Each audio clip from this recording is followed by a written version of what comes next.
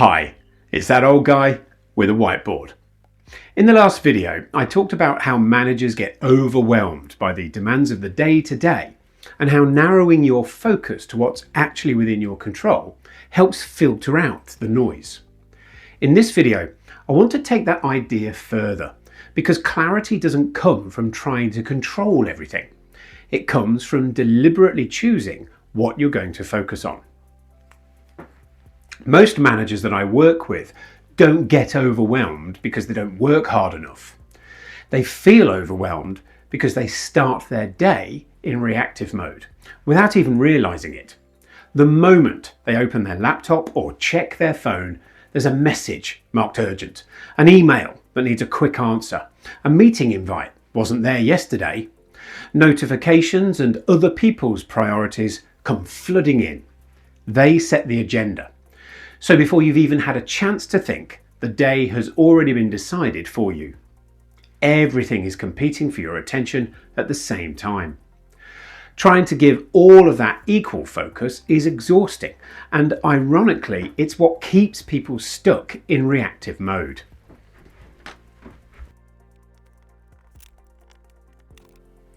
This is the proactive ratio. It's similar to the Pareto principle, except my name doesn't really lend itself to that sort of thing. It lacks a certain academic credibility. So let's keep things simple and call this the 70-30 rule. The important part isn't the 70%, it's the 30. Realistically, about 70% of the stuff you deal with during the day is noise. You can't delete it, you can't fix it, but you also can't completely ignore it.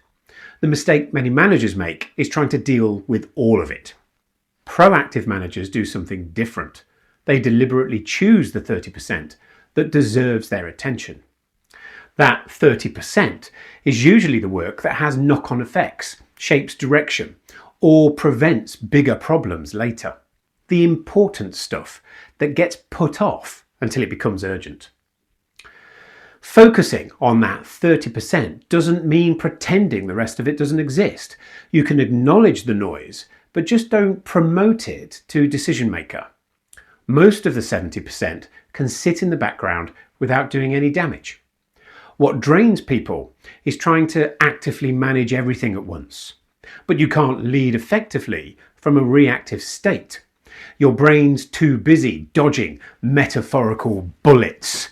You're probably your mental state is like something from a movie that I probably can't mention for legal reasons.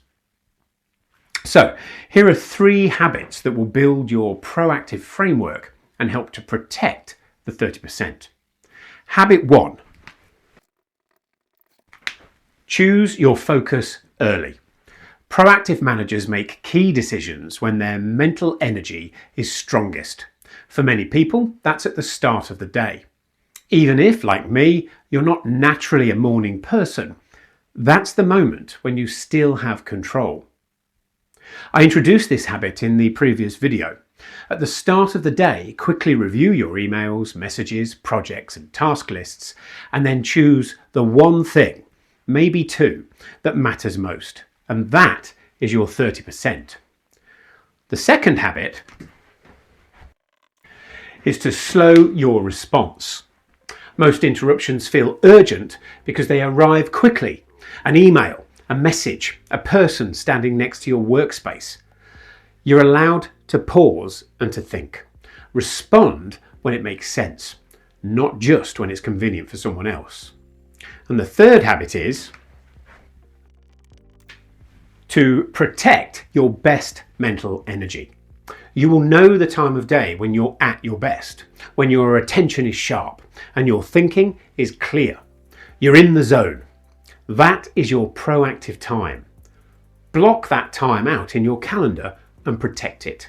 No emails, no firefighting, no disappearing down rabbit holes. If you give your best thinking to low-value tasks, you'll never fully realize your productivity potential. Proactivity isn't about being calmer or more organized. It's about having a framework that protects you from the chaos around you. When you deliberately focus on the 30%, Work feels calmer, even when it's busy.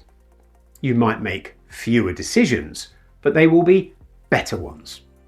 And your team knows what actually matters because you're not reacting to everything around you. You're choosing where to apply your attention. Outcomes improve, anxiety falls. The day feels manageable again. In the next video, I'll talk about how to lead when the proverbial stuff hits the fan. Because being proactive is one thing, but staying in control when the uncontrollable happens, well, that's when your leadership really matters.